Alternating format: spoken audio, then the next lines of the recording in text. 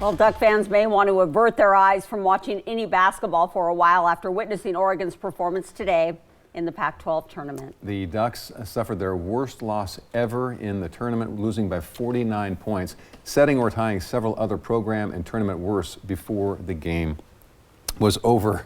And our coverage sponsored by Swanson Group. KEZI 9 sports reporter Brett Taylor joins us live from Vegas to break down where Oregon goes from here after today's historic loss. Brett.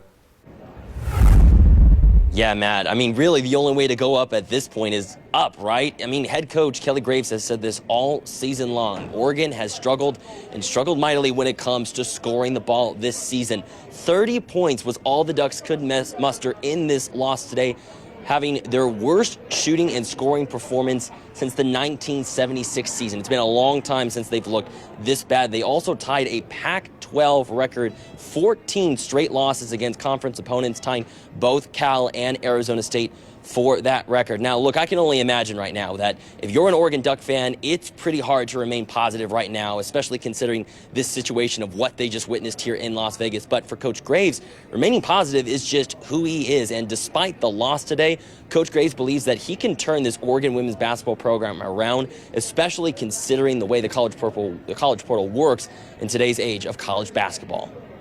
I can't really pinpoint one reason why it's kind of fallen off, you know. But how am I supposed to be? You know, I'm a positive person by nature, and I feel that we can get it back, you know. And in this day and age with a lot of player movement, I think there's help to be found as well.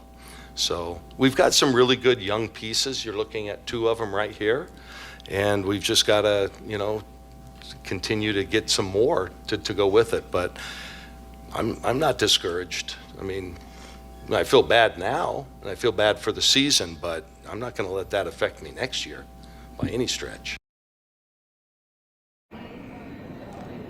Now, look, Oregon is going to have to rely heavily on the transfer portal this offseason, and like Coach just mentioned, they're going to have to make sure that they can keep some of the key players within this squad there in Eugene. Of course, one of those players including Grace Van Sloon, who said after today's loss that right now there's no reason why she wouldn't come back to Eugene next season, but of course, only time will tell if she can keep true to those words.